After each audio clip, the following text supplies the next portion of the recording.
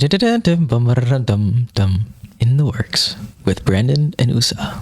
Hey, Brandon, how's it going? It's going well. Welcome back, everyone. What are we doing? Okay, so it's kind of a little different today. So we've had some guests on, and now I just kind of had an idea of going back through the podcast or just picking out some stuff that we liked and talking about it. Because I feel with those podcasts, you whatever you think in that moment is what you say, but maybe you don't know everything that the person's talking about, or maybe you have a couple ideas after. So that's kind of what we're doing. It's our first run of this, so don't drop your phone. So we'll see how it goes, but I'm excited. It's also a discussion too. So if we just happen to enjoy a certain topic or something pops into our head, we're going to talk about it. So we went to Brogan's podcast, Brogan Cooper. So if you haven't seen that, go back, watch that, because it'll make all this make sense. I don't know if this will stand alone. It was a good podcast. I listened to it 3 times. Yeah, I was studying for it. But I don't know if this podcast will make sense on its own. I think it probably will. You just get far more context with who Brogan is, what he's talking about, and why our subjects are coming up. So just go listen to that one, come back, listen to this if you like. And so I guess we'll get into it. I just kind of time-stamped everything. I watched it through and just stopped the time whenever I saw something interesting or needed to know more. And I just went through that. So in the beginning of Brogan's podcast, he had a quote, and that's what we've been doing. We've been having our guests say a quote, and just go watch it if you want to hear the quote. But it was by Henry David Thoreau, and I kind of heard about Henry David Thoreau before, but I didn't really know who he was or why he's important. So I just had a little bit about him. Thank God. Just a page. I have nothing. I was like, yeah, USA, you can tell me about Henry David Thoreau, correct? No, I can't. No. See, because the person who did the myth of Sisyphus is an essay by Albert Camus. Yes. Yeah. The first quote, I was like, okay, I have heard of Thoreau. People quote him all the time. I knew he was an American philosopher, but I don't know anything else about him. So I wanted to just kind of give more of an overview, because, I feel like you could do a whole podcast on the guy, or at least a whole half of one.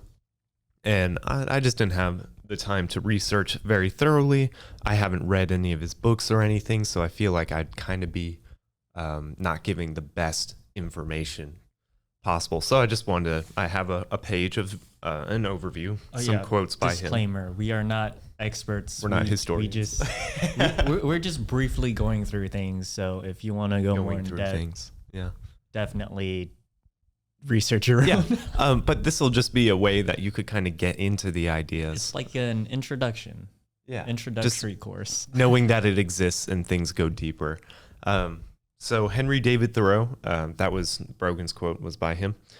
He lived from July 12th, 1817 to May 6th, 1882. So that's about 65 years of life. And he was from Massachusetts. He also contributed to American Transcendentalism, which I was just like, the hell is that? Do you know what that is? No. So apparently it was like a movement and a philosophy. Again, this is where I'm kind of shaky. I don't know if it was a philosophy that drove a movement and a philosophy came out of it. Maybe it's both. I'm not sure. Is it still around? Yeah, I'm not sure. But that's what he's kind of known for, contributing to that. And transcendentalism is it surrounds the idea that divine truth could be known intuitively. So you could be alone in the woods and you can discover divine truth. Yeah. It's not based in material. So it promotes self-reliance and opposes materialism, which makes sense given what Brogan's podcast, like a lot of notes he touched there. So yeah, definitely. And I have a quote kind of relating to that. If a man does not keep pace with his companions, perhaps it is because he hears a different drummer. Let him step to the music he hears, however measured or far away. And I really enjoy that. I mean, I've seen that a lot in my life. People are just, going to different rhythms. And what's to say that rhythm is incorrect? That's true. So Henry David Thoreau was also a friend of another transcendentalist, Ralph Waldo Emerson. And so this whole movement or philosophy, I think, came from them. I don't know if it started with them, but I know Emerson was kind of somebody Thoreau talked to a lot. They were friends. And Emerson had land and let Thoreau build a cabin there. It was close by Walden Pond. And he wrote his first kind of book or essays, whatever it is. It's called Walden, or Life in the Woods, and it's just a very well-known work of his. And that's one where when I was researching, I came across a lot of professors who were like, "Hey, read this book," and a lot of other people who were like, "Hey, read this book. You will just find so much more in it. You will enjoy life more." Consuming the knowledge from it. I'm like, oh, okay. And I've never heard of this book before. And I've heard Thoreau mentioned, but I've never heard this book before. So I don't know. Have you heard it before? Do you know anything about it? No, not the book. And as for Thoreau, You don't know shit. I don't know shit. I've only heard him probably like once in high school and then Brogan. Yeah. So apparently he went into this cabin to really think about things, experience life in a different way. And he just learned so much. I think it was a pretty small cabin too. It wasn't a big one. He tried to cut down on his materials, like only live by the essentials. Essentialism. Something like that. Minimalism, whatever you want. But yeah, and so here's a quote from him of why he went into the woods. I went into the woods because I wished to live deliberately, to front only the essential facts of life, and see if I could not learn what it had to teach, and not, when I came back to die, discover that I had not lived. So I feel like it just, when you peel away a lot of items, when you go into a place that's, it's not artificial by people, it's very wild and natural. I mean, you definitely discover context about yourself. You understand. Because when you're around people, your context is what other people are doing, and not necessarily in a natural context. And I feel like there's a lot to be had in nature, and I feel like he believed that too. He also was somebody who wrote the essay Civil Disobedience. So if you ever heard that, although it's been practiced before Thoreau, it's a very popular American political, literature or essay, and has influenced a lot of movements. And I think Dr. Martin Luther King used civil disobedience and things like that. Can you give me a TLDR? What's that? Too long, didn't read. Too long, didn't read. Just like a summary. Oh, yeah. I mean, have here no idea what. It was originally called Resistance to Civil Government, and I should have looked up a better definition of civil disobedience, but I don't think it was, from my understanding, like Dr. King, the marches, the sit-ins and stuff like that. You're not necessarily just tearing shit down. You're not. Okay. It's not large acts of violence, Gotcha. but it's other things. It's demonstrations. It's boycotting, stuff like that. And I don't know specifically to what Thoreau was talking about with that. Like I said, I haven't read his work, but I might now, considering the things I've heard. Well, I'm definitely getting a better picture now. Yeah. And so a quote I have with that is, I ask for not once no government, but at once a better government. And it seemed like he believed, there was a reason to have government, but, it should be a good one. It should be a better one. You shouldn't be. He was very individualistic in that sense. I wouldn't say egotistical, but I would say it was all about, I think I had it up here, like self-reliance. That there was like a story I came across. I don't remember too well, but he was talking about like working to pay to get wood or working to get a certain material, how many hours it would take versus walking to go get it yourself. And it was like 30 miles or something, but apparently the effort and the time to go get that material, it was more efficient than working a job to go get that material. So it was kind of like, is it worth it? Is it worth it to do this? I mean, it may seem like it's not worth the walk. Like you might as well work and then just buy it in town or whatever. Yeah, just because it's like there already and more convenient. Yeah, convenience doesn't mean, efficiency. Things like that. And I thought that was really interesting that it's something that I've thought about a lot of, how can you utilize convenience, but also not be consumed by convenience. And, how do I use that? Like I drive a car and we drove here. I drove to our school and then they apparently were having an orientation or an in-service day and then kicked us out. And then we're over at the library. But, I drove a car there. It was like 15 minutes up there, 15 minutes here. That's 30 minutes. Could we have just walked to a particular place? Would it have been easier than paying for a car insurance, gas, especially now gas is pretty high. Yeah. What would it have been better to just walk or even take one car or something like that, split the cost of gas? Not sure. But, out here in the Midwest, you feel like you need a car because, if you want to get anywhere. Yeah. It's just with cars. I mean, we just have so many roads and highways that stretch a long ways. You really do need a car. Yeah, that's what I feel like. And I feel like it depends on your lifestyle. Yeah. If your lifestyle, you don't need to go too far for things, then you might not need it. Because, I mean, we're by kind of more civilized. Like, technically, I'm in the circle of Kansas City, even though it's not really the city. Even then, you still have to go a decent distance. Yeah. Like, for work, I got to go about 15 minutes. Yeah. But, I mean, if I go to work or I'm up at Maple for school, that's like 15 minutes a day or 30 minutes total driving back. What if I just walked? Could I save on gas and car insurance? Because I don't have much money anyway, and gas is expensive and it's a lot a week and car insurance is expensive. Would I have to work as much if I just walked? Yeah.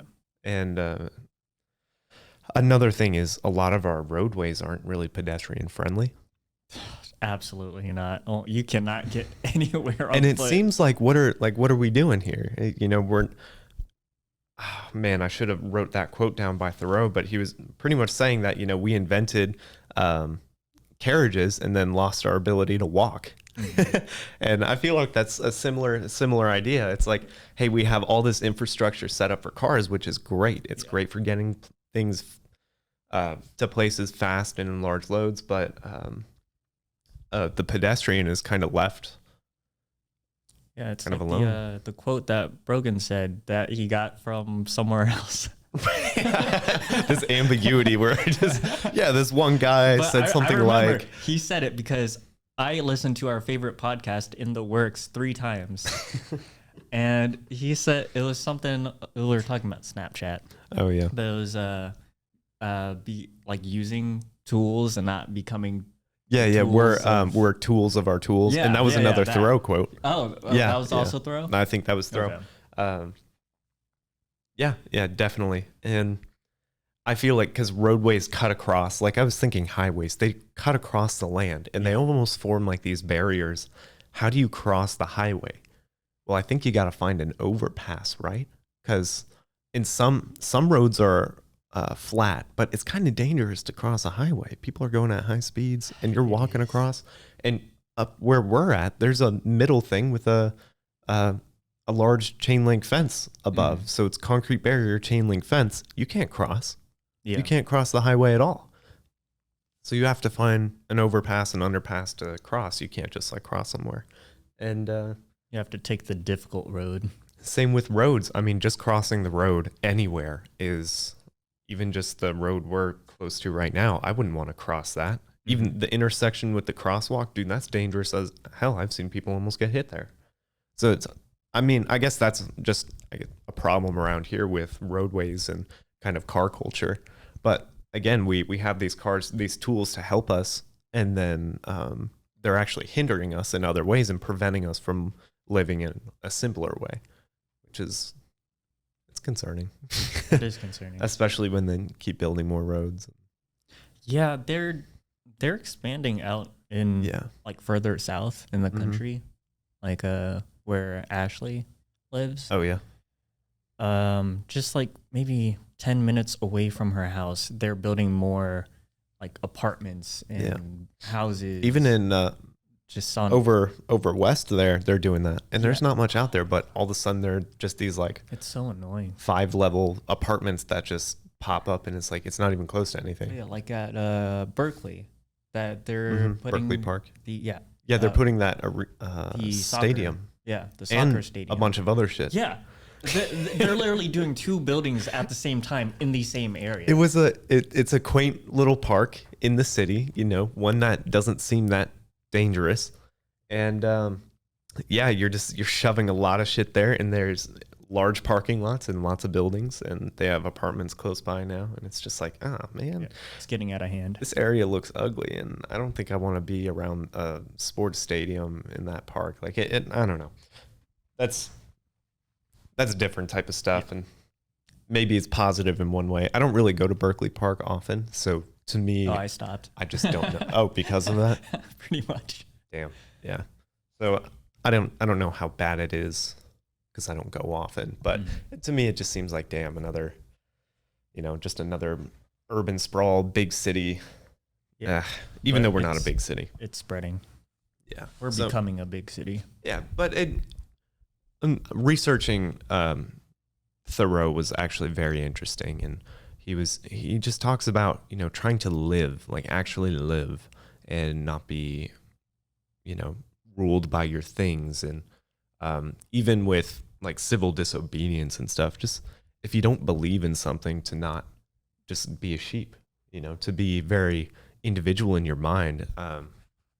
And oh shoot, another quote I can't remember by him. It was just summarize it, just in your own words. That's what I'm saying. It's like a 4-word quote, and it is like the idea, like but it's pretty much saying like, think for yourself, be yourself first. Do that first. Don't be somebody who doesn't think.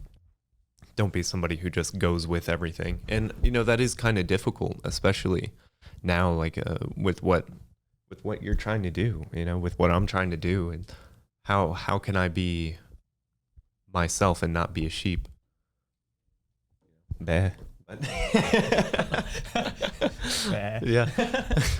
How do I know that every single action I'm doing isn't, something I was programmed to do by society?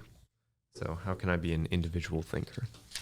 And I feel like some people take this to an extreme, to the point where they actually nuke themselves, and they hinder themselves. And my question is, how do you use society and also be away from society at the same time?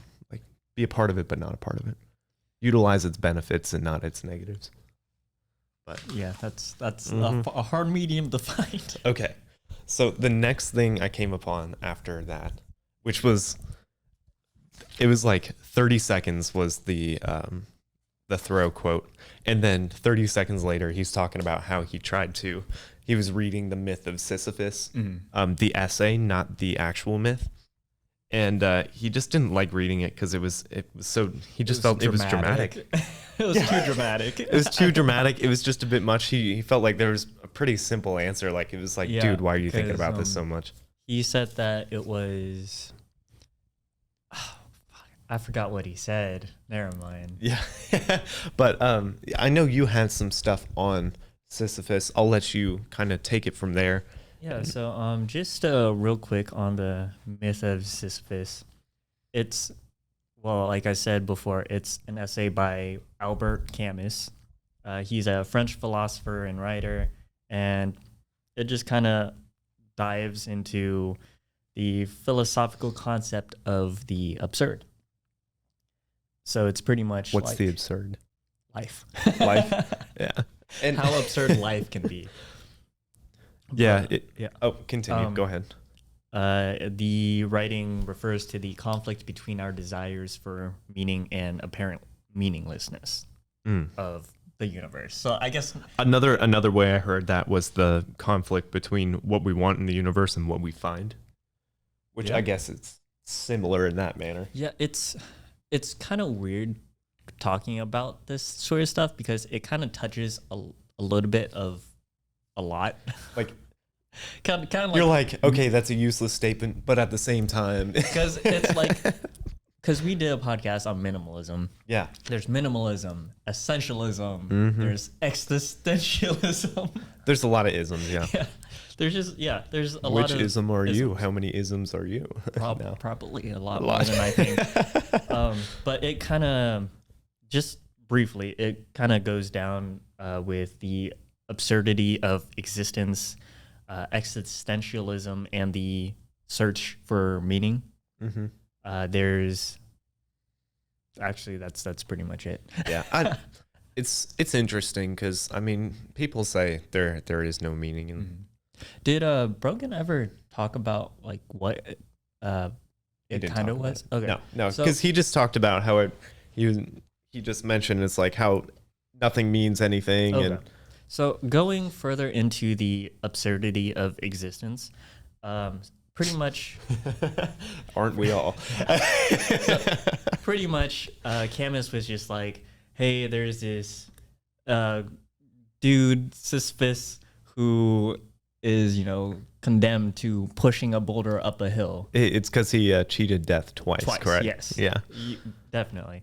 And he's just condemned to that, and it's just meaningless because it just rolls back down. Yeah, every time right before he reaches the top, it rolls back down, and that's kind of his eternal punishment. But yeah, so that a lot of people go ahead and just compare that to work because a lot of people just work.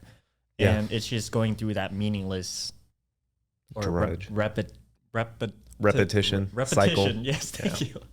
Repetition of doing the same thing over and over again, and you kind of find it meaningless after some point. Yeah. I've actually kind of thought about that a little bit, repetitions of stuff. And of course, repetition of certain occupations suck. Others are better, but we do things in repetition. And I've always found it fascinating that things happen again. I don't know if I've talked about this to you before, but it's like so obvious. Of course, things are going to happen again. The probability of things happening again. Of course. Oh, yeah. But to me, it's interesting how things repeat themselves, how it's not just, ever changing newness, how it's repetition, how you're coming back to something, you're doing it again. And that's what we see everywhere. And that's what makes so much beauty, so much structure and order, and even just material or fabric of life is repetition. What do you do every day? I mean, that's kind of similar to questions we ask about, like, what are you doing now, to, get toward a goal in your future? And it's, what are you doing? It's not what he's doing exactly at this moment of like, oh, I am reaching with my hand. It's what are you repeatedly doing, working towards something? What are you doing again and again and again? I almost feel like repetition doesn't make something meaningless. It puts a lot of meaning in something. And oftentimes it's, why do you do this every day? Well, it's doing it. It may be the completion of something, and the life, the death, and the fact that it happens again. Once every 100 years, the flower blooms. And why does it bloom? Just because it blooms. And that's the story, is it's going to bloom again. It's going to go through, the budding, things like that, looking all ugly, maybe dormant, whatever, but then it blooms. Yeah. And I don't know, I kind of relate that to life, because we live again and again and again. Maybe not us, unless you really think about like reincarnation and stuff. Not sure, not going to get into that. But I mean, life happens over and over, and it's a cycle, and there are all sorts of cycles just kind of intermeshed with each other. And I feel like there's so much meaning in repetition. I really enjoy that answer because What I actually have is that repetition of Sisyphus pushing up the boulder up the hill is what people might think meaningless and absurd. You know, it's supposed to be absurd. Yeah, maybe 'cause his you task keep doing is it. absurd. Yeah. But the reading kind of goes into more of like, hey, we need to embrace the absurdity of Really? life. So the essay isn't just doom and gloom then? No. Okay. No, not at all. So it's okay. It's more of a, hey, this is how it's gonna be. It kind of compares to life, but you have to create your own path. You have to create your own meaning of life. You have to find, the beauty in things, that sort of stuff. So I definitely like your answer to that because you literally quite did that. Okay. With the repetition. And damn, that's interesting. I like when it's that just about just rebelling against the meaninglessness. Yeah. That's just forging your own path. Oh, you say stuff Finding doesn't meaning. matter? I'll show you. But yeah, it's just really hard to do that in general. I want to say more in today's society because of all the tools that we have. Well, broader context as well, because in one perspective of a society, you could be like the repetition's good. In another smaller or bigger perspective, depending on what level of perspective you're at, it could be good, it could be bad. Like if you are working a job that you actually hate and is not productive at all, it doesn't do anything. Maybe it even hinders everything. I guess this gets into more ethical type things. Yeah. If you're doing that job and it is like pushing the boulder up and letting it roll down every day, but it's not even, just to do it. It's actually being negative. It's actually harming. It's not something that you feel is good. It's not something you could embrace it, but maybe you should stop doing this because it's not posing a good result. Maybe that is a meaningless thing and that you should go away from that. Not everything meaningless should be run toward, Yeah. So something that kind of goes into that kind of like side by side is your well-being, your mental well-being. If it's hard to find a purpose doing what you're doing, maybe you shouldn't be doing it. Yeah. Just because at that point it is truly meaningless, and you might as well just find something more meaningful. I have heard of stories like this. Usually it's with an important job, something infrastructure based. I mean, people who plow, people who do, firefighting, like wildland firefighters and maybe even firefighters. But people who don't like their job and they feel like it is boulder rolling up the hill and then rolling back down. But it's who else is going to do it? Who's going to roll the boulder? Because it's going to have to be rolled by somebody to maintain, meaning to maintain order, to maintain health. So there are people who are like, my purpose is to roll the boulder because no one else will. I see. And that's kind of a strange place to be of like responsibility. And it's like you're foregoing your, I guess, enjoyment in a lot of things to roll the boulder.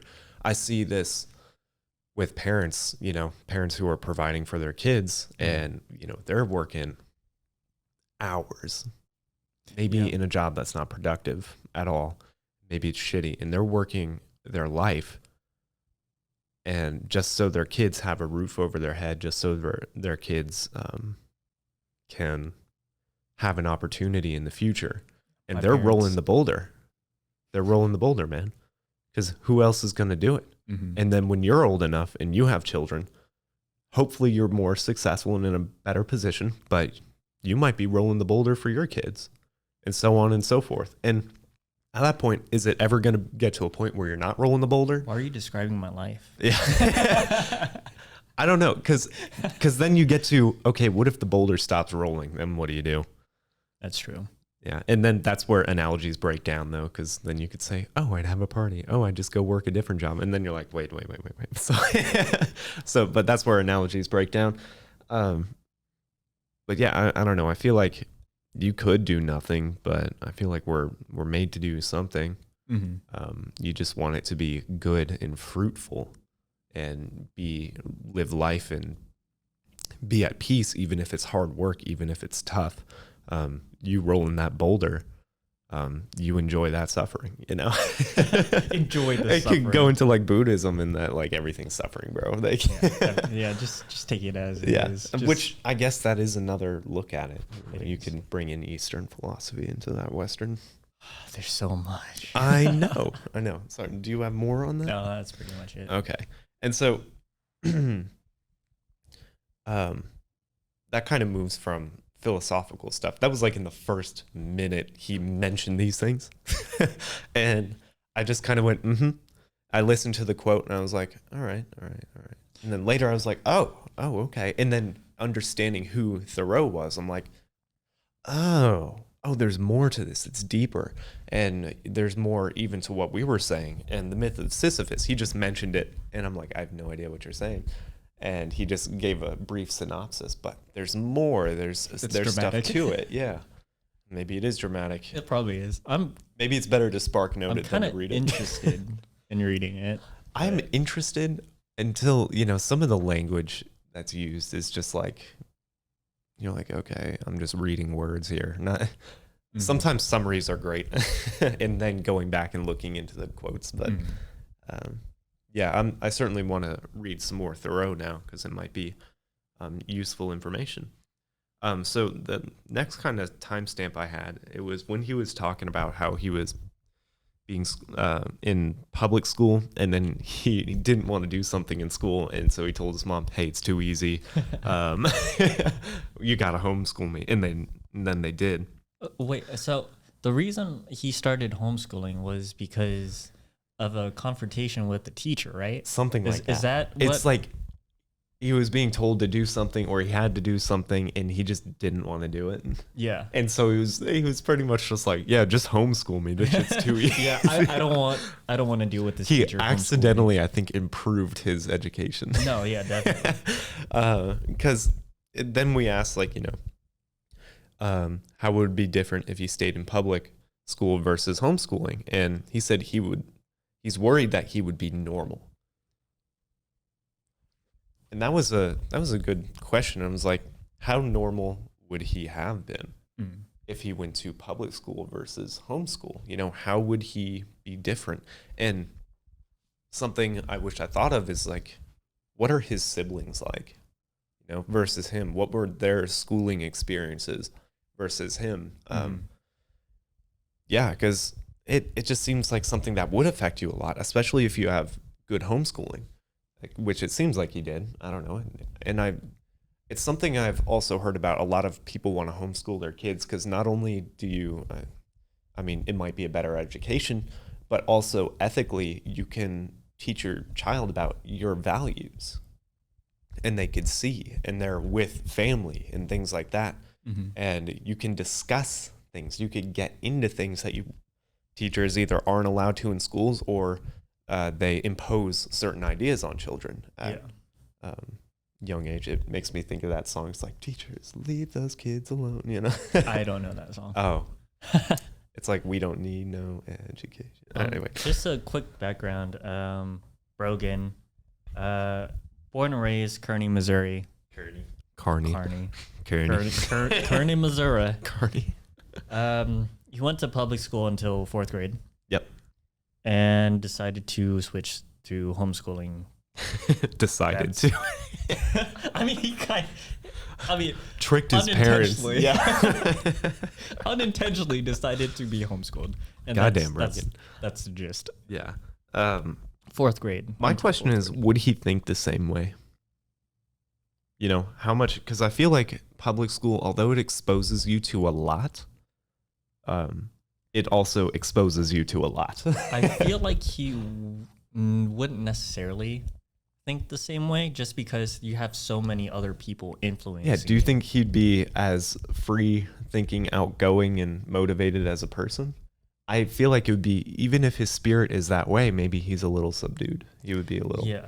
I feel like he would. Pressures of society. He might have picked up a lot of habits. That's what I'm saying. Like, when you're exposed to a lot, but you're also exposed to a lot. Yeah. And I can't tell you how many people, they go into public school, or they're already in public school, or they go work someplace that exposes them to a lot of things, and they just down the tubes. down the tube. I mean, we saw it at a restaurant that we both worked at. Like, there were people who they were exposed to certain things because high schoolers would work there, and they were exposed to things and they'd be fine. Others, they were exposed to things and they just took it, ran with it, crashed, So it's, I don't know. It seems like he's got a strong spirit, but you don't know how that conditioning would have changed. Also, I saw like he had to reintegrate into a public school system. Yeah. In fact, he started dual credit in college at 15. Yeah, which is wild. At 15. At 15, I was a freshman in high school. He's getting his driver's permit. I took some college classes in high school, but that wasn't until I think one junior year, and then a bunch senior year, right? Mm-hmm. But 15, he wasn't even driving. He started college. Yeah. And he mentioned that he wasn't being exactly the most consistent with college throughout, which, I mean, that's fine. I mean, enjoy your life. If you're doing college at that age, you're ahead of the game, man. Take your time. Enjoy yourself a little bit. But yeah, how is it hard to, or why would it be hard to reintegrate into a public school system? And I feel like it's because now there's lots of rules and. Well, with the college thing, he was also in the classroom with at least people who are 18 years old or older. Yeah. So that's intimidating. It is. That's intimidating.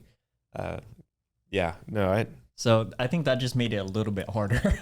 I bet. But I mean, I guess it's a good thing because you're exposed to older minds, but at the same time, they're younger minds. It's like, is it a good thing or is it a bad thing? Yeah, it's just when you're younger, you're just. He said he kept to himself a lot. So. Yeah, I would say if you're younger and you're around a lot of older people, you're more easily shaped. Yeah. That's definitely true.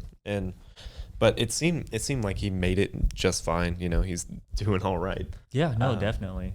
I enjoy listening to his like lifestyle and everything. Yeah, it's very interesting, and it's, I don't know, just going from homeschool to being 15 and then being dropped into college. Yeah.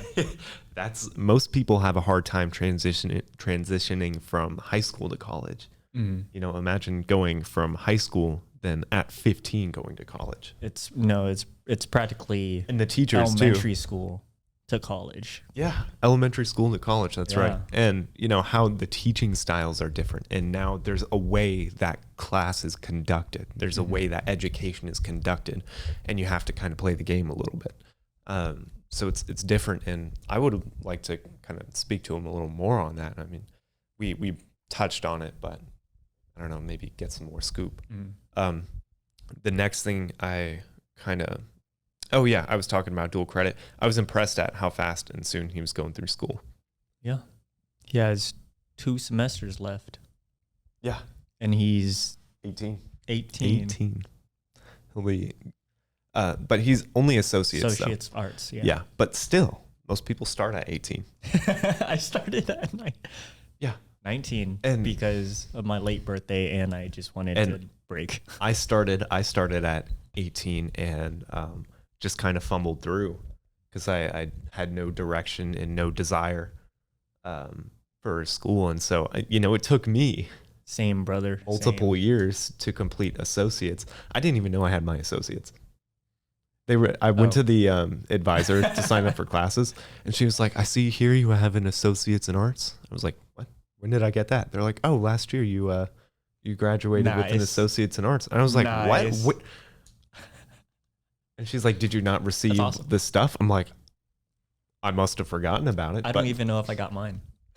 I don't know if I have one, or I guess I have one, but I had no idea. And I need to go look and see if I have the certificate somewhere. But I may not have the certificate. I might have just graduated. I mean, you're still going for something else, so I mean, it's kind of whatever. Apparently, I have completed some school. I had no idea. Anyway, that's a cool surprise. Yeah, that's a really cool surprise. I thought I was just like, just doing a program. But I guess I have like some sort of point to be proud of. Like, hey, I've completed more college. I've already done more college.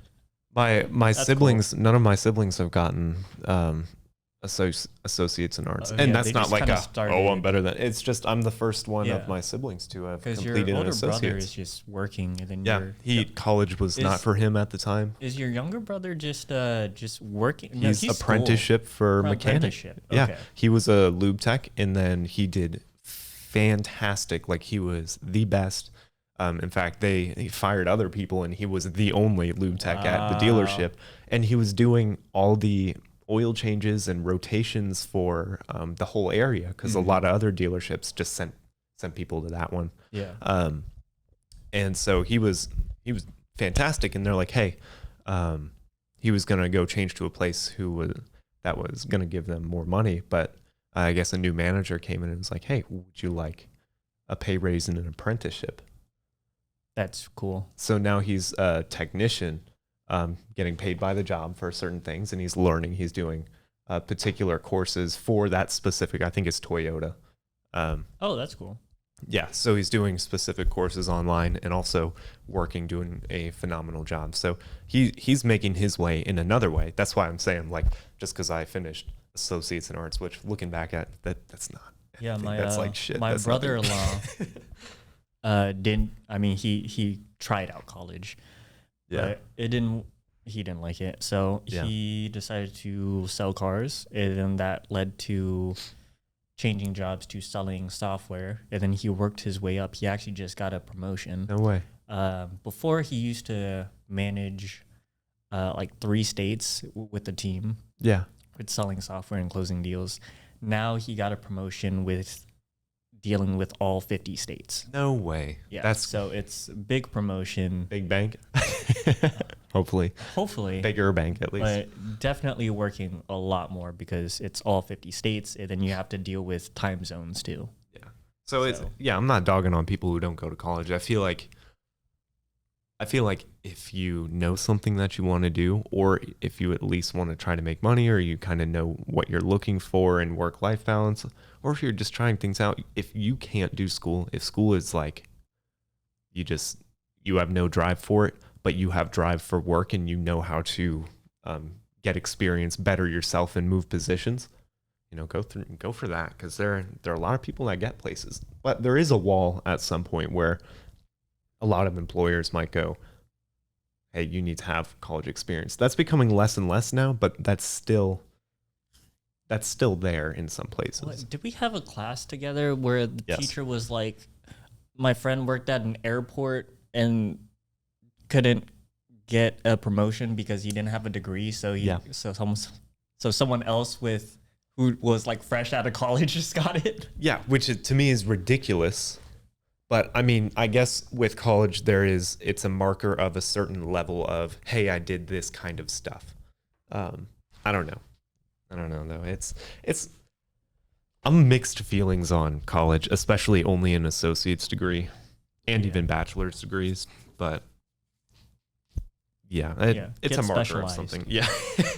It's a marker of just general education, I guess. Yeah, and work ethic. Because if you are generally educated, I mean, there is a difference between people who have written essays before, like communication style, people who write and people who don't.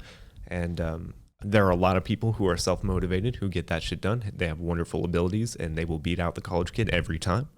But there's a large swath of population that if they don't go to college, they won't work on certain skills, and it will take them years, or they will never get to those skills. Mm-hmm. I don't think college is always the best answer for that. But it is a marker of, hey, you did this. And some degrees are kind of do a useful degree, guys, or one you're extremely passionate about. Anyway.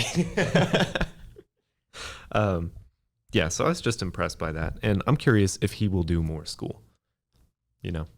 Yeah, he has a lot of plans, so we'll see. We'll see. Yeah. All right. Oh, I left that page blank on accident. Oh, no. All right. The next marker was kind of further in.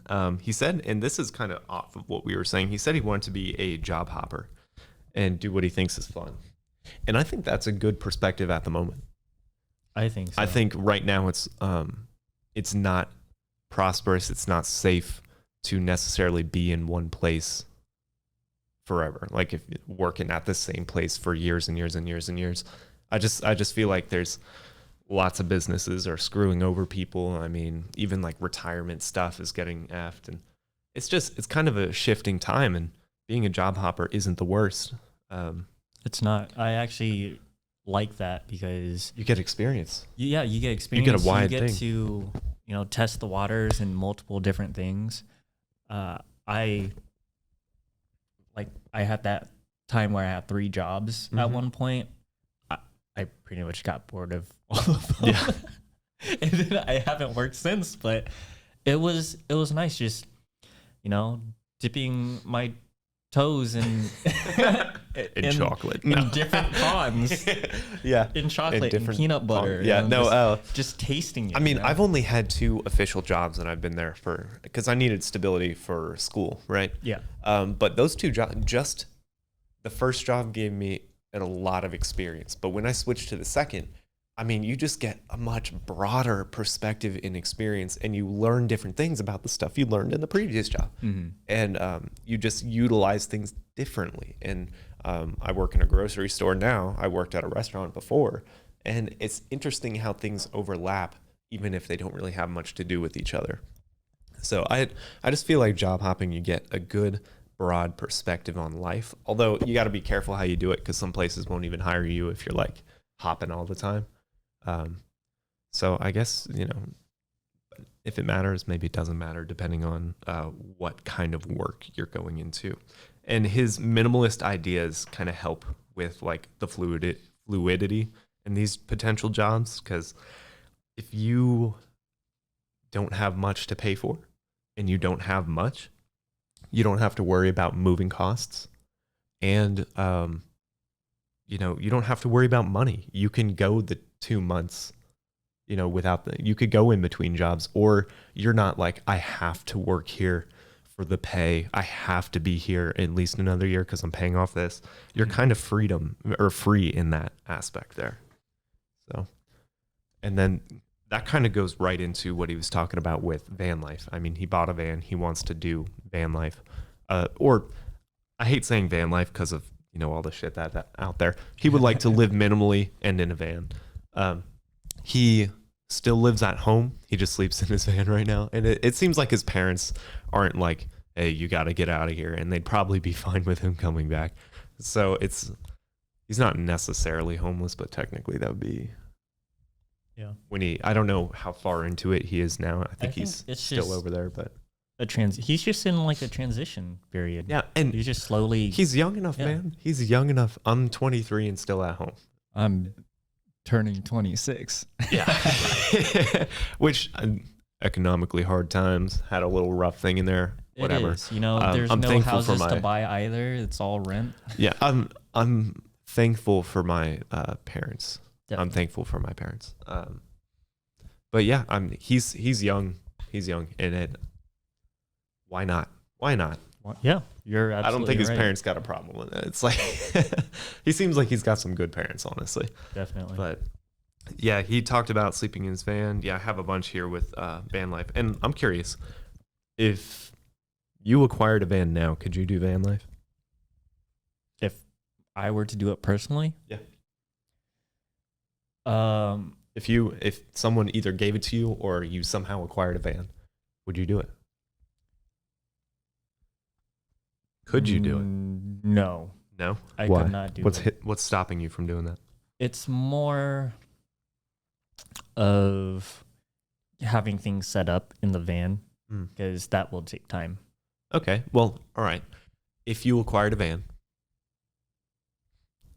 would you, within a certain amount of time, whatever it is, not like 10 years, maybe within a year, would you, and you had the funds to do it, get your van set up and do van life? Oh, if I had like the funds to do it, I mean, maybe not like serious modifications, but just general. Like the basics, the essentials, like how to get water.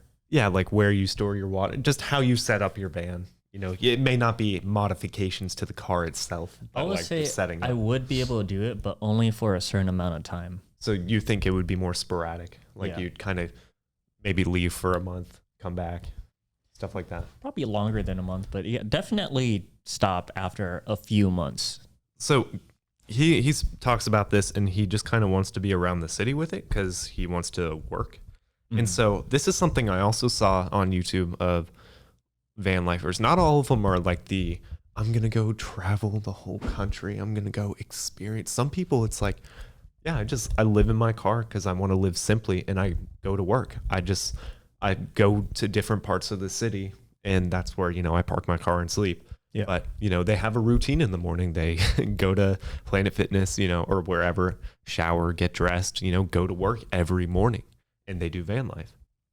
So it's kind of a different perspective. It's not that very beautiful sounding thing where it's like, oh, you're going travel, see the world, you're free, you're still working every day. Yeah. So, I mean, would you be able to do that? How does that sound to you if you were to do that? Would you rather just be at home? I think I'd rather just be at home, but that's just me personally. Yeah. And of course, you also, your parents are fine with you staying there. So I guess it would be different. I don't want to stay there though. Yeah. I mean, you want to move on. Yeah. Everyone wants to kind of break out of that shell. But I mean, that's the thing. Like would you be able to do that if you would have to live minimally? You would. That's just part of it.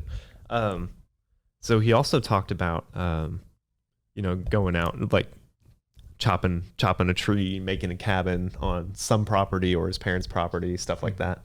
And, something that I've always kind of wanted to do is a lot of bushcraft. I've always leaned toward it, but, I just time-wise and location-wise, there really isn't much. What exactly is bushcraft? Oh, just you get pretty much your tools, your saw, axe, knife, whatever, rope. And you're being able to live out in the wild and thrive, be able to build with what you have and not external materials is kind of it. Okay. So it's almost survivalist, but not. Just because you're a bushcrafter doesn't mean you're like trying to survive in the wilderness. Yeah. It's just a lot more minimal in that sense. Or it could be extravagant. It's just you building things outside with natural materials that you find, not like 2x4s, using like an axe or a saw, not like chainsaws, things like that. So people make cabins, people make tree houses. Some people just make shelters. Some people, it's like camping to them, but in a slightly different way. They don't use a tent. They make their shelter. They make their like cooking. Some of their cooking tools, they'll make their spoons, things like that. Oh yeah, I've seen. Okay. They'll try to like make furnaces and make stuff. You choose how deep you get with it. Yeah. But it's almost like just living off the land. Yeah. And oftentimes people just do that. I remember seeing videos of people doing that. It's really cool. Yeah. So I've thought about doing that. I mean, he's talking about doing that stuff, and I think that's awesome because oftentimes he just does what he thinks about. And I appreciate that. And I appreciate his level of freedom with that. Because, I mean, I could probably do that. But there are things kind of tying me down right now. You know who else appreciates that? Who? Drew Wright from our last podcast. Make sure you check it out. I guess he did say that. Yeah, you did say that. Yeah. Another thing you talked about was ultra marathons. And I think it's like anything past a marathon is considered ultra. And 31 hours. Yeah. And I think that's wonderful. I mean, he's somebody who he listens to and read a lot of David Goggins stuff. And, David Goggins isn't only like about running. A lot of his stuff is, mentality and, grit and the mental lab and just seeking, understanding, learning about yourself through hardship. It's almost like Thoreau. Interesting. But not quite. Thoreau's a lot more, Goggins is more intense with the physical nature of it. All of Brogan's ideas and his lifestyle kind of go hand in hand. So, I mean, they're all connected. But yeah, so David Goggins does a lot of ultras. That's something he's known for. But there's more to it than that. But yeah, running is his mode, his mental lab. And so Brogan, that's kind of where he picked it up from. And I know he was trying to do a 24-hour run. I need to ask him about that. I should have asked him before the podcast, see how that went. But he mentioned it. I wonder how it's going, if he accomplished his goal, how far he got, things like that. But I mean, ultra marathons are pretty serious, and it's something that would be nice to be able to do, right? Mm-hmm. To be able to run that far or for that long, however long. And oftentimes I hear running is meditation. I think in some Eastern cultures, running, there are these monks who, to reach enlightenment, they have to like run like 20 miles a day for I can like see that. 3 years or something like that. Because or it's a method of doing it. Yeah, because at that point, just like meditation, And you have to live off the land. Yeah. Yeah. So it's like a form of meditation, just grounding yourself and being more present. So I can definitely see that. And I mean, there's something about walking and running with the brain. I've heard like neurobiologists talk about it, or neurologists. I don't know. Somebody who knows the brain. Yeah, neurologist. No, wait. Yeah. See. Sorry. Wait. No. Okay. Hold on. Neurologist. That's like how the brain works, like physically. Psychology is like the mind. Yes. But they kind of go hand in hand. Okay. One's more of a hard science, the other's more of a soft. Yeah. Okay. But yeah, we're talking about how just what walking and running does for the brain and thoughts and ideas, and that going for walks and running is great for the brain, great for ideas, and great for thinking. And so it kind of makes sense. And I mean, when you do go out and do something physical and difficult, you really do learn a lot about yourself and a lot about life and your limits. So it's something to maybe think about and to incorporate into your life. You know, how are you challenging yourself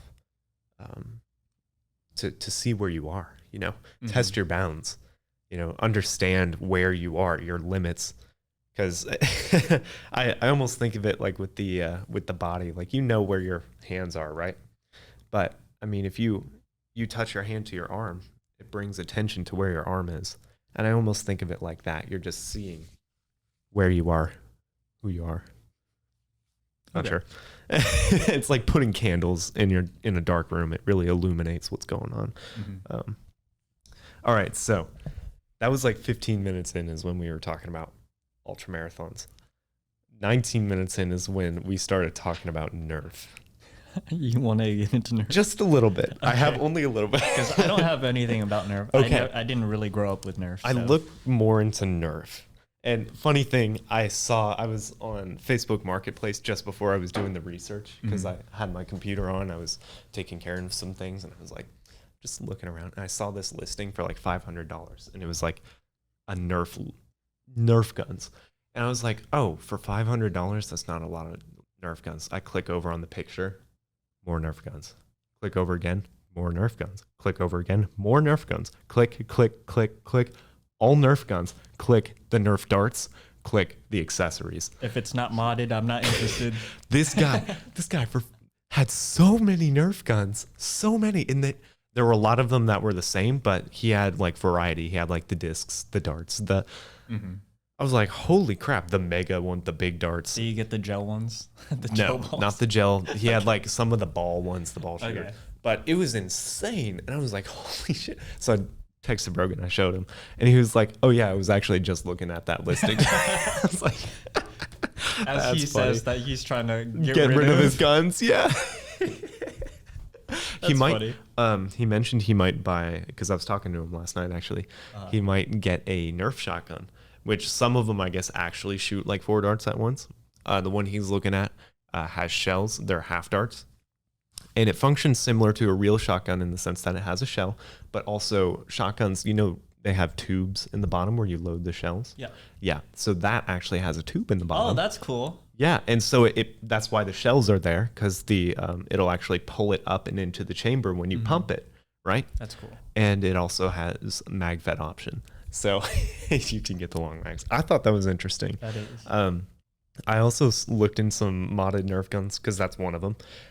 The other one, I think it's called like the Zinc, but they had like 5 eyes because it's a modded Zinc. The Zinc is already a modded one, but this one's even more modded. It shoots like 220 feet per second. and it's a pistol that shoots half darts, and it looks like a full-size real pistol. Not real. It doesn't look real, but it has the size of a full-size pistol, a real one, and it has, it's like $210 for it. But apparently it's powerful as hell. Like it'll punch through cardboard. 20 feet. It's far. I'm per sure second.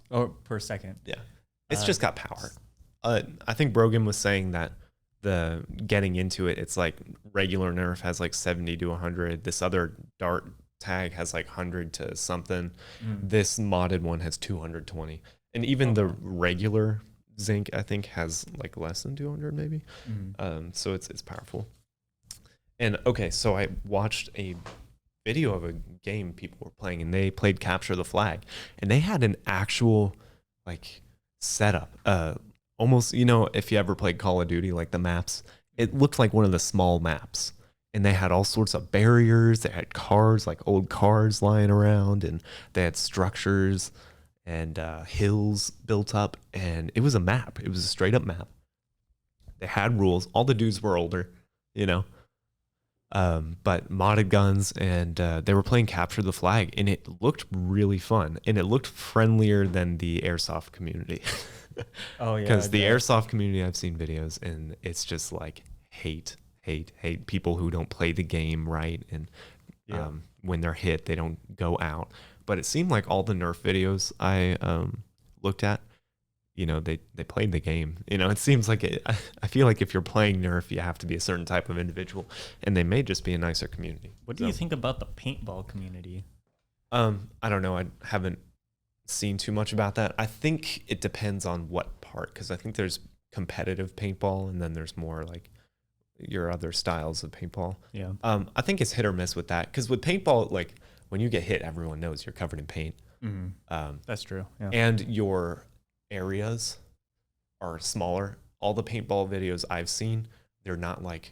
Oh yeah, they're like more narrow. They're more close quarters. They may congested. have some pretty spread out maps, but generally, even like airsoft, I've seen a lot of them where it's like whole ass like compounds and like buildings spread out, like where it would take a long time to cross the map, right? And other ones where they're doing airsoft in this huge expanse of land to simulate almost like warfare, right? And so it's like really, really long ways. Where paintball, I've only ever seen it. They have elaborate maps, and they're a lot more close together. Yeah. But I don't know. It seems like paintball's generally fine, but I don't know. Laser tag. Laser tag's like whatever. Yeah. That's I don't know. Maybe I'm misspeaking. But I found airsoft, every video I've seen, airsoft always has way more problems. People who are egotistical and don't want to play the game right. But Nerf, it seemed like a pretty nice community, and it's a pretty expansive one online too. There are Nerf influencers who've got like 250,000 followers and post videos every day, and it's not just the Nerf guns, it's the modded ones and stuff like that. But it's like legit. It's legit. Some of the pistols are full auto, and it's crazy. So all right, that's all I got on Nerf. I just thought it was interesting that how much was out there with Nerf. I didn't think there was much, and how elaborate it was, like the games they played, like Capture the Flag, Team Deathmatch, stuff like that. All right, so kind of jumping farther, because we talked for like 20 minutes about Nerf in that podcast. So We did. These timestamps are kind of weird. You know what I was thinking when I was listening to our favorite podcast in the works? Episode 56. The Nerfing Nomad featuring Brogan Cooper. That you should go watch. Yeah, you should go watch. Yeah, what were you thinking? I was thinking, man, this is a nice conversation between Brandon and Brogan. Why? Oh, it was more like I wasn't in there at all. Oh, okay, yeah. But like, because you never grew up with Nerf. Yeah, I never grew up with Nerf. Which is there's unfortunate. only so much I could like interject with like questions and stuff. And I casually grew up with Nerf. It seems like Brogan was a little more, involved, and still is. Wait, is he an only child? No, he's got brothers, okay. and sisters, brothers and sisters. I'm not sure. In my head, I'm just thinking, how did he get into Nerf as a kid? But he was talking about how his brothers or his siblings didn't like playing with him. That's right. So he was always trying to like play with other people That's and get right. people together. And I guess that just Okay. perpetuates them now. All right. So the next one, at like 40 minutes in, we talked about minimalism. And I just wanted to ask, we did a podcast on minimalism a while ago. How have you utilized minimalism? I mean, look at our podcast setup now.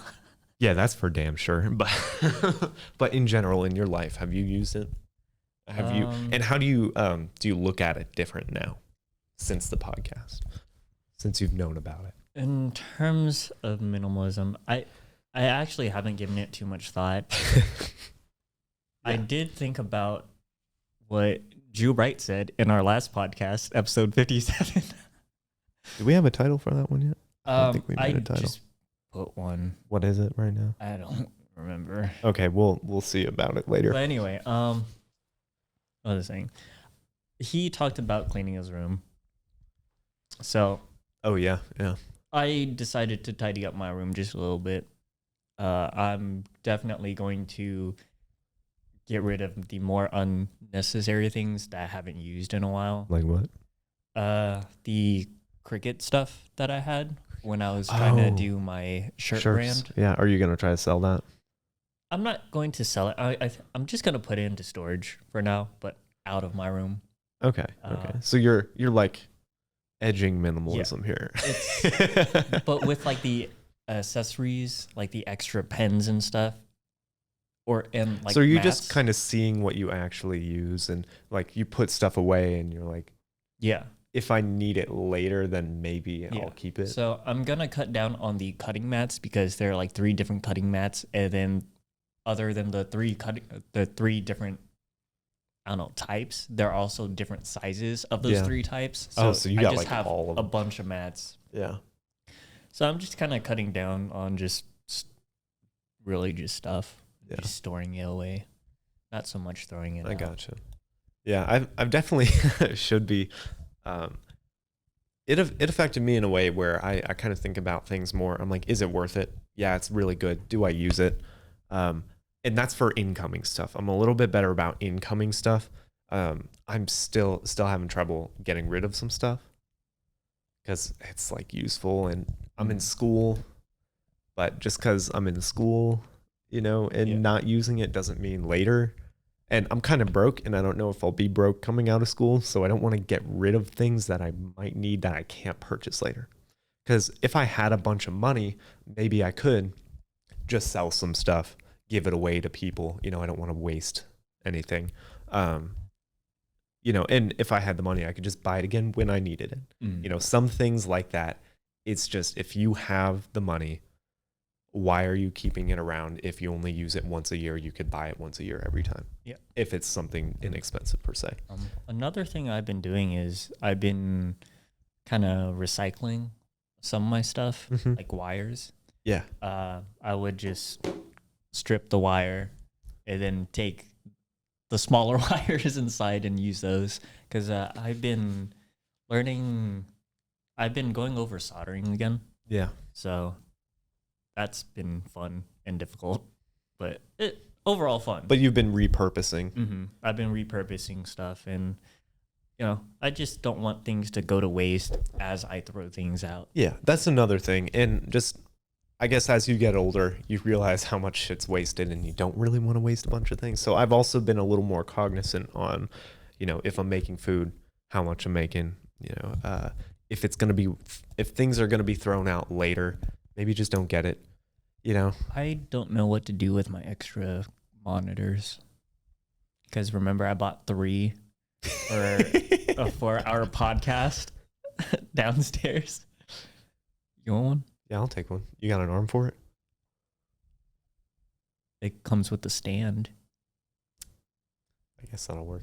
Because one of those arms by itself is like over $100. Oh yeah, you're right. Yeah. The monitor is still like $100, but it but comes with a free stand. Yeah, I'll take $10. $10, sure. Okay. I think I have $10 somewhere. Yeah, I'm strapped for cash, but I've been needing not necessarily needing. It just helps a lot with homework having 2 screens. especially since I a know what lot you of mean. things are online now. Mm-hmm. So, okay. So that was kind of minimalism. Then we talked about video games. And we used to play a lot of video games. I still time to time. Yeah, that's Been what I playing was more going to say. Pokemon. How over the years has your relationship with video games changed? And how has your taste changed as well? Do you get excited anymore about them? Not as excited. I get excited when it's something that I kind of like grew up with. Yeah, nostalgia. Yeah. Like I as a kid, I loved like the Spider-Man stuff. Yeah. The new Spider-Man game is coming out on PS5. It kind of makes me want to buy a PS5 just to play it. Oh my but God. I'm not going to do that because I don't even have a job. Yeah. So I'm excited for that, for when it finally releases on PC, maybe like 2 years after. Mm-hmm. But other than that, not so much. Yeah. I have been playing a little bit of Minecraft here and there because It always comes back. They've been I- adding a lot. And Minecraft has just slowly been Mm. getting more intricate. well, I don't even know. I play mod packs with Ashley. Oh yeah, Danny was playing on her iPad. She just got an iPad because Oh, fuck the that. school, she had a bunch of I can't do the mobile. she had a bunch version. of bookstore credit or something Uh-huh. that like she didn't use because Yeah. she didn't need anything from the bookstore, but the bookstore sells iPads and Oh, that's they had a cool. deal, and so she pretty much kind of got a free iPad out That's of it. cool. So yesterday she was playing a little Minecraft. I can't do mobile Minecraft. I Yeah. hate the controls. Yeah. Well, that's what I started out on because all I Mm. had was a Kindle. That's right. And I guess same with her. She only had a tablet, so she started out on that Minecraft. But yeah, I've done. But they added some stuff. It was kind of cool. I've done mod packs. It's all the mods. I remember that. So it's quite literally like 300 mods added on top of Dude, Minecraft. I remember we put so much on. It made it so fun. It did. It made it so fun. And also the shaders. Oh, God. Yeah. I would play, for a while, the only time I would play Minecraft is if I had shaders on. Because shaders make the water look real, make the grass look a little better, the sky more real. It just, everything looked beautiful. Whereas standard, vanilla Minecraft, it just wasn't beautiful. So I just really enjoyed shaders. And yeah, you mix that with a good texture pack, and Yeah. Minecraft is so enjoyable to just be inside and play. But yeah. So to answer your question, I'm only so limited on what I find enjoyable Yeah. and am excited for. And so, yeah, you don't play too many games, but you're not like anti-game. You're just not as, Yeah. I mean, I still get excited for like the Pokemon games. yeah, Those are cool. nostalgia. Yeah. So if you played it when you were younger, then you're kind of interested when you're older. Tetris, Snake. So Brogan, a quote that I liked from him was, "I got bored with video games and excited for real life." Yes. And I liked that because, I mean, video games can be great, but there's a lot out there. And then we touched on that in the podcast, so I don't want to just say that all over again. Mhm. But I did want to get into how video games can be useful, and that was simulation for real things. And I mentioned that already in the podcast with Brogan, but I then saw a movie trailer after the fact that was really cool. And so apparently the movie is out, but I don't know. But it's a movie, it's called Gran Turismo. Oh yeah. And it's about someone named Jan Mardenborough. And he was a kid who played an F1 racing game on a console. He had like the steering wheel and the pedals. And they had a competition that he entered into that they would have a chance to, what was it? Race a real car. And then depending on how that race went, they could actually get into professional racing from it. Mm-hmm. And so he won. He was one of the finalists for the game version, the simulation. And then he actually got behind the wheel, and he also won that race. And so he kind of became an actual race car driver from games because he pretty much was training it. He talked about how he knew how to tune cars and like what different suspension and other things would do, how it would affect the car from games. And that was taking That's because the game had kind of realistic effects to it. Yeah. And he could practice racing pretty much. Now, the difference, there is kind of a gap you have to bridge, and I think that's part of the movie, is that you can't just immediately take someone who plays games, put them behind the wheel, and it be the same. Yeah. There is kind of a gap. Like, there are physical forces when you're a race car driver. And Yep. I saw in the trailer, they were like, yeah, you have to be an athlete to be a race car driver just because of the amount of force, the G's that you're pulling on turns. And so there's that. And also when you're Athlete, more like mathlete. when you're playing a game, if you kick up dirt, dust, or if you're spinning, you could kind of see, right? Yeah. But if you're in a car, the rumbling of the road affects you. If somebody hits you, that affects you. If dirt is thrown up, you can't see at all. And there's just more factors. So it's bridging that gap between the video game and real life. But that guy went on to be, I think he's still racing, but he did like GP3 and GP2 racing. And then I think he's in Formula 3 right now, which I think is a slower Formula 1. I don't know. I just did brief research on the guy. Mm-hmm. But I thought it was really cool how, you know, it's games. That is a very good example of how games translate. Because in one of the races, he was like, dude, I've done this track like 1,000 times already.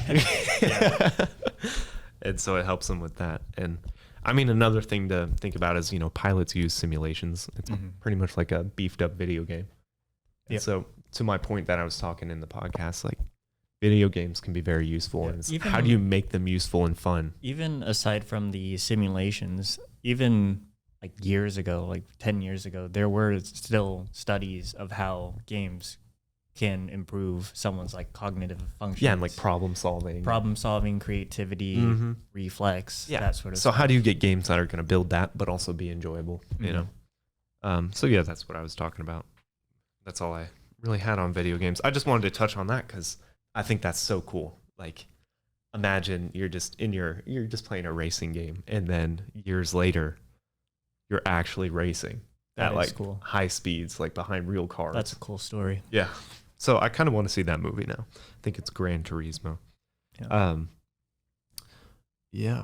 And then we talked about with Brogan work-life balance, because he really just wanted to work like 20 hours a week and just spend time with people. Yeah. And be minimalist in that sense. Like, you don't have a lot of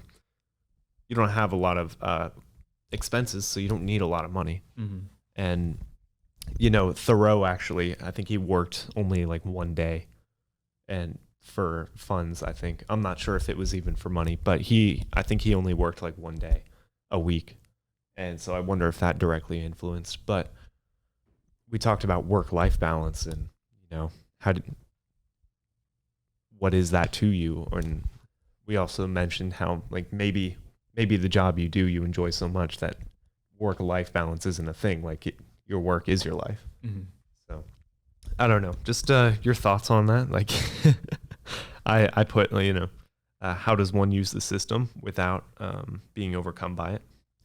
And to me, that's very much a struggle. How do you be a part of working, but also be able to have your life? Yeah, that's definitely difficult just because a lot of people are different, and then everyone has different circumstances too. Yeah. Because some people would have to work. Yeah. Right now, I have to work. Yeah, exactly. I have to work. So God, that's such a hard question to grasp because there's so many factors. And it may be like, I think there are books like 4-Hour Work Week, stuff like that, where it tries to answer some of those questions on how you can maybe make a business or do something to where. Yeah, it's just those books are trying to sell you on something though. A lot of them are. So it's more of just principles and ideas. Yeah, the ones that touch on principles and ideas are amazing. I love those, but yeah, there are a lot they're writing the book to sell so that they don't have to work. Yeah. So it's just like, but I've heard of people who are just long-term part-timers and they just live minimally. Maybe they invest really well in stuff, but they don't they're not full time because they want to do other things. Mm-hmm. And so I feel like I used to wonder why you would do that as a kid, but it also at the same time understand, because like, why wouldn't you want to make more money? And now, it's like, More money, more problems. Yeah. Oh, that kind of went off. Anyway, but yeah, so that was kind of one of the last things really talked about. We talked about some more stuff, but I feel like if you just listen to the podcast, it's conversation enough there. I didn't have anything to add. And just looking at the time, making sure. Okay. So the last thing I wanted to talk about was Brogan himself. What did you enjoy about speaking to Brogan? Just really his ideas and just, hey, I want to do this. I'm probably gonna do it. My dad works here for a nonprofit thing. I'm gonna go help. Yeah. Yeah, he makes cool. Making homeless bags, like food. Oh bags. Yeah, he only made 2 at that time, huh? Yeah, but afterward, I remember he opened up his van and he's like, "Yeah, I got all these. And they're like non-perishable." So many flags. Yeah, so many flags. Yeah, he was trying to cut down on those, I think. But I just I had a couple bullet points that I wanted to read, and I put Brogan is down to earth and enthusiastic about his interests. He is comfortable in himself and present in the moment. He questions the things around him and seeks personal growth. And he is open to interactions and enjoys spending time with people. And I think that describes him pretty well. I think at least without going into specific. He could practically be his own philosopher. Yeah. I enjoy that someone at that age is thinking like he does and is doing as he does. It's wild because he is so young. Because most people don't get there until they're mid-20s. I'm curious to see how his thoughts will change as his forebrain develops. Just because, it doesn't stop developing until 26 somewhere. Oh, I'm getting pretty close. You're about there. You're fully developed, right? Mills was 25. Something like that, yeah. Yeah. I don't know. But I'm curious to see what other thoughts he has as, his more conscious thinking brain grows. And I'm just excited to see what he does. I would definitely. He got off all social media though, so I'm like, I can't just look, I can't. Yeah, that's true. It will be hard to track him down. You have to be like, hey, what have you been doing? And he'll only mention what he mentions, Yeah. So I'm like, God damn it, because once he deleted Snapchat, I had no idea of what he's been up to. Well, now he has stories to tell. Yeah, if he tells them. Podcast. Part of me is like, just post a little thing here or there, just a little bit, just so we know you're alive and doing stuff. Because of course I'm not gonna. It's not a big deal. Hopefully we'll have him on another time and he'll talk about stuff. Because I know he left that podcast. He was like, man, I wish there's so much more I could have said. And I'm like, yeah, everyone feels that way. Like there always is. Your perception and thoughts in your brain are so expansive. They're hard to just put out in words in an hour or two. It's the worst when you're recording and you feel like you said everything and then you have that thought right after. It's just like, especially, oh, man. Yeah, especially when re-watching stuff, you're like, you think about it more. Because I like what we're doing here with this, is that we're kind of going back and talking about it in a slightly different way. But even this, like, I have to remember what I was thinking about randomly in the car to write down here. And if I don't remember it when I'm writing it down, it doesn't make it into the thing again. So it is what it is. You seek to get down what you can, but obviously you're going to miss stuff, but it'll come back around usually. Yeah. Yeah. I feel like everyone has very accurate perceptions already. They just need to know how to see it and how to tell it. So, all right. I'm pretty much done. Is there anything you wanted to mention? There is something I want to mention. Okay. Remember to like, comment, and subscribe. Follow us on Spotify for new episodes coming out. Yeah. And don't forget to comment because we love comments. So I want to hear, what did you like about Brogan? You could comment in the podcast with Brogan. You could comment in this podcast. What are your thoughts on his thoughts. What are your thoughts on him? What do you like about him? Don't be negative. I mean, pretty cool dude. You know, don't say stupid shit. But also comment in this video some things you might have learned or you thought were cool or ideas you've had. Your favorite part from our last or our other podcast, episode 56, the Nerfing Nomad featuring Brogan Cooper. Yeah. So hopefully when this comes out, we'll have Drew's podcast out as well. Another guest. Oh, we'll be set for soon. Soon. So when this comes out, that will be out. And hopefully we'll do this with Drew's podcast as well. He had a lot in there as well. I might have to look up more philosophy. But school starts next week for me, so it might be a little weird, but we'll try to get it done. I'm excited. But yeah, comment. If I don't respond, I'll try to respond. If I like it, it's because I like what you said. And I have no words. I don't know how to respond to that. But I'll try to respond if I can. If I could think of a way to respond. Just know I want to be genuine and I want to be positive. But sometimes I'm just not sure what to say. So I might just like it instead. Yeah. But just please comment. I would like to see. I want to see more in the comment section and more thought. Yeah.